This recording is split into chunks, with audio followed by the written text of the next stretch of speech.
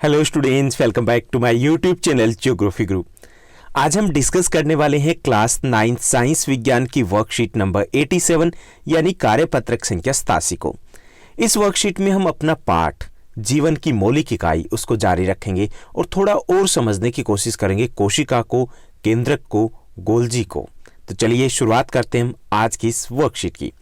जैसा कि आप अपनी स्क्रीन के ऊपर देख पा रहे हैं, ये हमारी वर्कशीट नंबर 87 यानी कार्यपत्रक संख्या 87 रहेगा। हमारा सब्जेक्ट साइंस विज्ञान है और आज की दिनांक रहेगी 17 फरवरी 2021, जिसमें हम जीवन की मौलिक इकाई पाठ को जारी रखने वाले हैं। सबसे पहले हम बात करते हैं केंद्रक की। एक कोशिका का केंद्रक, जो केंद्र जैसे नाम से ही पता चल रहा है कि उसका जो केंद्र बिंदु है, एक कोशिका का केंद्रक कोशिका के बहुत से कार्यों को नियंत्रित करता है। तो यहाँ पे एक छोटी सी चीज हमें याद रखनी है कि बहुत से कार्यों को नियंत्रित करता है, सब कार्यों को नियंत्रित नहीं करता केंद्रक। कौन से कार्यों करता है? आनुवांशिक संरचना है वो इसी केंद्रक पर निर्भर करती है। कोशिका विभाजन है वो भी केंद्रक का कार्य होता है। कोशिका में वृद्धि होना केंद्रक का कार्य है। डीएनए, आरएनए और राइबोसोम का उत्पादन भी केंद्रक का कार्य है। प्रोटीन और एंजाइम को संश्लेषित करना ये भी केंद्रक का कार्य है। इसमें क्रोमोसोम उपस्थित होते हैं जो आनुवांशिक गुणों को माता पिता से संतति में ले जाते हैं। क्रोमोसोम, जिसको हम हिंदी में गुणसूत्र कह सकते हैं, और उन्हीं गुणसूत्रों में डीएनए होता है और उसी की मदद से जो आनुवांशिक गुण होते हैं वो माता पिता से संतान में जाते हैं। आपने देखा होगा कि जैसे पेरेंट्स होते हैं, अमूमन बच्चे भी वैसे ही होते हैं। अमूमन का मतलब है कि हो सकता है कि चेहरे में थोड़ा इधर उधर हो, लेकिन गुण ज्यादातर पेरेंट्स से मिलते हैं, तो इसे बोलते हैं आनुवांशिकता। ओके, तो ये क्रोमोसोम में उपस्थित जो डीएनए होते हैं उनके द्वारा ये पेरेंट्स से उनकी संतान में जाते हैं। अब हम बात करेंगे अंतर्द्रव्यीय जालिका क्या होती है। तो केंद्रक का कार्य समझ में आ गया ना कि क्या क्या कार्य होते हैं। आनुवांशिक संरचना करना, कोशिका विभाजन करना, कोशिका वृद्धि करना, डीएनए, आरएनए और राइबोसोम का उत्पादन करना, ये प्रमुख कार्य होते हैं। एक अंतर्द्रव्यीय जालिका भी होती है। यह कोशिका द्रव्य में उपस्थित झिल्ली युक्त नालिकाओं और शीट का एक विशाल तंत्र होता है। ओके, क्या होता है ये? कोशिका द्रव्य में उपस्थित झिल्ली युक्त होती है, नालिकाओं और शीट का एक विशाल तंत्र होता है, जिसे बोलते हैं अंतर्द्रव्यीय जालिका। इसका मुख्य कार्य क्या होता है?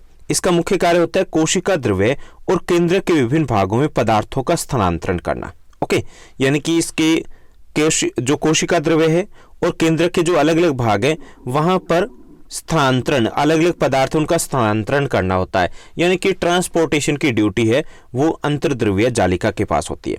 ये प्रोटीन, वसा और कोलेस्ट्रॉल का भी निर्माण करती है।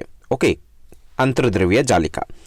इसमें दो प्रकार की अंतर्द्रव्यीय जालिका होती है। एक तो होती है खुरदरी और दूसरी होती है चिकनी अंतर्द्रव्यीय जालिका। इनमें जो मुख्य अंतर होता है वो खुरदरी है, वो चिकनी है, बस इतना ही है। अब खुरदरी और चिकनी क्यों है? क्योंकि जो खुरदरी अंतर्द्रव्यीय जालिका है, आर होता है, उसकी सतह पर राइबोसोम होते हैं, जबकि जो चिकनी अंतर्द्रव्यीय जालिका होती है उस पर राइबोसोम नहीं होते। राइबोसोम एक तरीके से जैसे कांटेदार, जिस तरीके से खुरदरापन हम देखते हैं किसी भी सतह के ऊपर, तो ऐसे बस इतना ही फर्क है।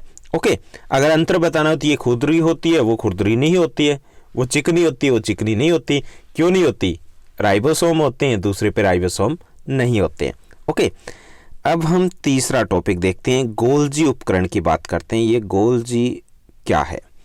गोल्जी उपकरण एक कोशिका अंगक है। ओके, जो झिल्ली युक्त चपटी पुटिकाओं का एक तंत्र है। क्या है ये?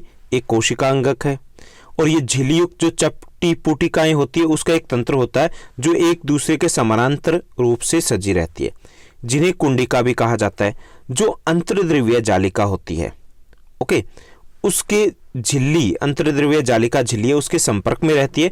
इसका मुख्य कार्य क्या होता है गोल्जी का? संचयन करना, पदार्थों का रूपांतरण करना या फिर बंद करना। यह जो लाइसोसोम है, कोशिका भित्ति, कोशिका झिल्ली, उनका भी निर्माण करता है गोल्जी उपकरण। तो गोल्जी उपकरण है एक कोशिका अंगक होता है।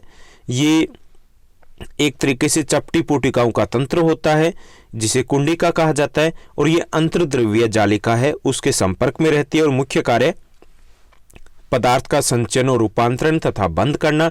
इसके साथ साथ ये लाइसोसोम कोशिका भित्ति, कोशिका झिल्ली, इनका निर्माण भी करता है। तो काफ़ी सारा टॉपिक्स, हालांकि 3 ही थे लेकिन थोड़ी सी डिटेल हमने डिस्कस की, होपफुली आपको समझ में आ गया होगा।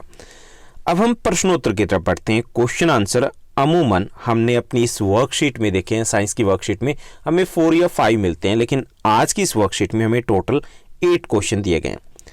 चलिए हम देखते हैं हमारा पहला क्वेश्चन कौन सा है। हमारा पहला क्वेश्चन है डीएनए और आरएनए का पूरा नाम लिखिए, और डीएनए कोशिका में कहाँ पाया जाता है ये हमें बताना है। तो डीएनए की जो फुल फॉर्म होती है वो होती है deoxyribo nucleic acid, deoxyribo nucleic acid, और आरएनए होता है ribo nucleic acid. Okay, DNA होता है डीऑक्सीराइबो न्यूक्लिक एसिड और जो आरएनए होता है राइबो न्यूक्लिक एसिड होता है।